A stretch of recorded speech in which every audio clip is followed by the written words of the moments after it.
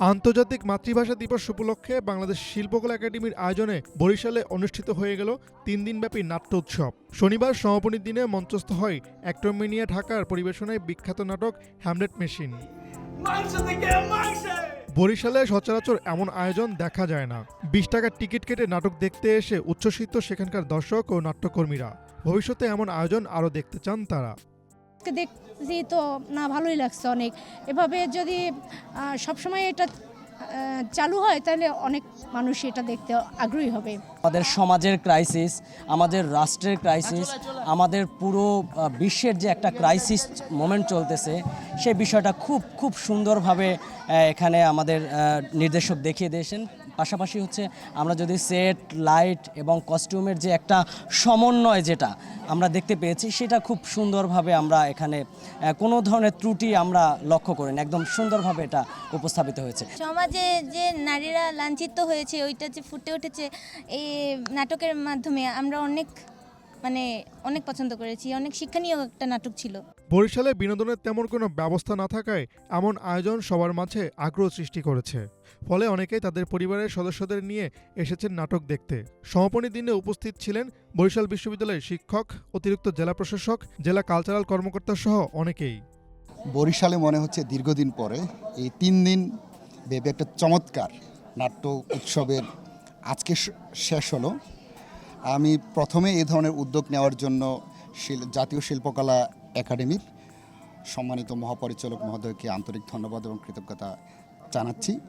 এবং আজকের এই নাটক হল ভর্তি দর্শক ছিল।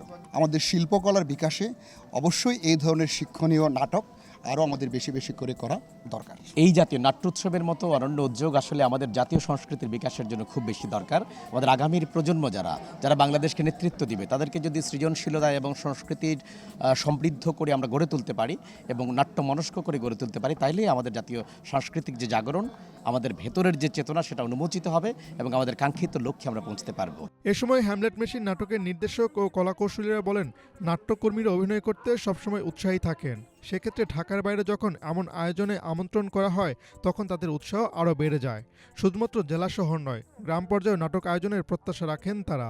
অত্যন্ত ভালো লাগছে, অত্যন্ত আনন্দিত বোধ করছি যে এমন একটি আয়োজনের সমাপনীর দিনে আমরা আমাদের নাটকটি মঞ্চস্থ করতে পারলাম এবং এই আয়োজন আরও হতে থাকুক, প্রতি বছর হতে থাকুক, এই আশা থাকবে আমাদের। আর আসলে বার্তা যেটা দর্শকরা দেখলেনই এবং দর্শকদের প্রতিক্রিয়া আমরা শুনলাম যে একদম মানবতার সৃষ্টির শুরু থেকে, সৃষ্টি বলবো না আমি, আমাদের এই যে যুদ্ধ বিগ্রহ, এই যে হানাহানি, এই যে এবং প্রকৃতির ওপরে যে অত্যাচার, তারপরেও যে আসলে প্রকৃতি টিকে থাকছে, মানব সভ্যতা টিকে থাকছে, যে যুদ্ধ করে টিকে থাকছে, এই বার্তাটাই আসলে আমরা বলার চেষ্টা করেছি। বাংলাদেশ শিল্পকলা একাডেমিকে আমি ধন্যবাদ দিতে চাই যে তারা এইরকম একটা আয়োজন করেছে জেলা পর্যায়ে।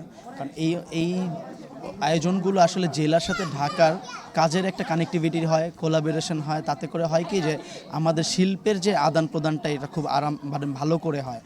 আর এখানে এসে যে এক্সপিরিয়েন্সটা হলো যে এখানে নতুন দর্শক এবং আমরা খুব অভূতপূর্ব সাড়া পেলাম যে এত দর্শক জেলা পর্যায়ে, সেটা আমাদের জন্য খুব ইন্সপায়ারিং একটা ব্যাপার।